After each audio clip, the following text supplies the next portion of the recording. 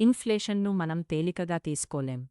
ఈరోజు రూ. 10 పెట్టుబడి పెడితే 30 సంవత్సరాల తర్వాత అది లక్షలుగా మారొచ్చు. కాని అప్పటికి ఆ లక్షల విలువ ఈరోజు ఉన్నంతగా ఉండకపోవచ్చు. అందుకే డబ్బు దాచుకోవడంతో పాటు విలువ పెరిగే ఆస్తుల్లో పెట్టుబడి పెట్టడం కూడా ముఖ్యం. భారతదేశ రిటైల్ ఇన్ఫ్లేషన్ జూన్లో 4.38% పెరిగింది.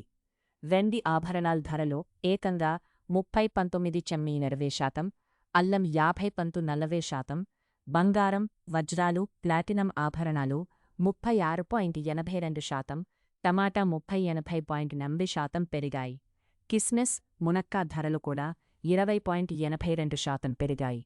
అయితే కొన్ని వస్తువుల ధరలు తగ్గాయి. బంగాళాదుంపలు, బఠానీలు, కార్లు, జీలకర్ర, బైకుల ధరలో తగ్గుదల కనిపించింది. యుద్ధాలు, సరఫరా సమస్యలు, మార్కెట్ మార్పులు ఇలా ఎన్నో కారణాలతో ధరలు నెలనెలా మారుతున్నాయి. కాబట్టి డబ్బును కేవలం ఖర్చు చెయ్యకుండా భూమి, బంగారం లేదా సరైన పెట్టుబడుల ద్వారా భవిష్యత్తు కోసం కాపాడుకోవాలి.